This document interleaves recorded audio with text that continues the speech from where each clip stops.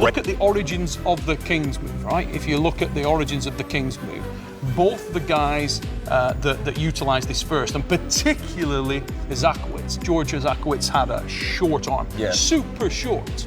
You know, so he's almost the polar opposite of yourself. I always hear people say that if you have this build, you must pull this style, and I completely disagree with that.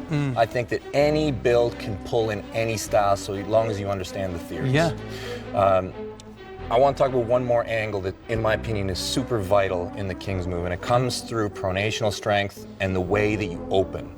So a lot of times when people arm wrestle, they're told to bring their elbows inside their body. Sure. And for a lot of inside styles and compressive strength, this is an advantage. Yeah.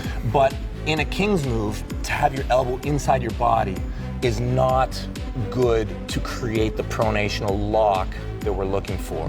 So what we're looking for is that old Taras style. Right By your side, the marching soldier. Yes. So if your elbow is outside of your body and you're being opened, so that your arm is not turned over. Wow, yeah, you really feel that. Yes. Wow, that's really effective. So if I hit here and right away because of my body dropping, I hear. Yeah, so that's you have really to effective. Cut down and open my arm in a straight manner. Yes.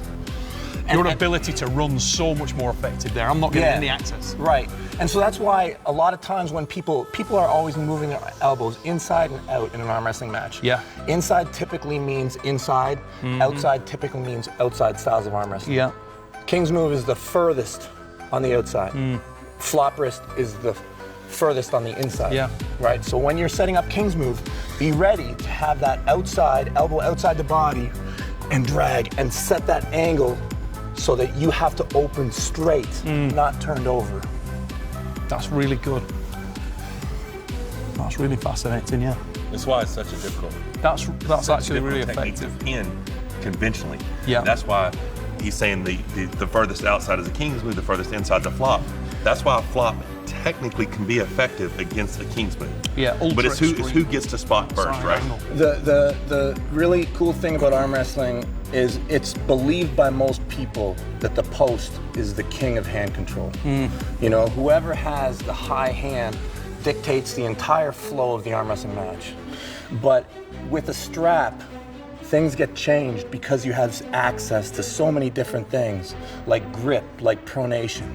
So really, I think if you had asked the question, what is the center of arm wrestling 10, 15, 20 years ago, when the ease to getting the strap was less, I think people would all say high hook. Yeah. High hook is the center of arm wrestling. But in leagues where you have access to a strap, it is hard to argue that the high hook, you know, has the immediate access to power that all these drag-based styles have. And when it comes to musculature in the hand, your ability to squeeze is probably the most powerful thing that your hand has in it. And just to pick up on the point that we were talking about before we started this piece, I mean, I was talking to the lads about this, and aesthetically, I'm not a fan of the King's move. I have no problem with the King's move as a style of arm wrestling. It's ultra effective. We were discussing whether or not this looked good, and I said, look, it's not as visceral as a lot of the other techniques. It doesn't have that. It's almost like in a boxing match or in the UFC. If you're standing toe-to-toe swinging, it looks really good. It looks aesthetically pleasing. It's what people want to see. I'd like it may not look effective, but it does so much damage. It prevents your opponent from ever getting into their lane in the way that Michael was talking about there. You don't have the access to your strength in any area, and it's almost a choker. The more you try to access that, you feel like you're being strung in, your wrist is broken back, and you never get back in there. It's the ultimate wounding, bleeding weapon. I feel like you think it's not pretty because guys like Michael, George Zakowicz, and myself do it. When Micah Yellow, Sarah Backman start doing it, then everybody's gonna love it. I'm not gonna lie, Sarah Backman can probably do any move.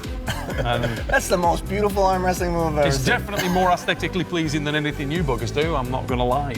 But joking aside, guys, this is a fascinating technique. It is something that I don't think it's ever going to be top of anybody's technical list. I don't think people are going to warm to it, and it's going to take a lot of education. But just from what we've gone through there in that short period of time, I think this is a very advanced move.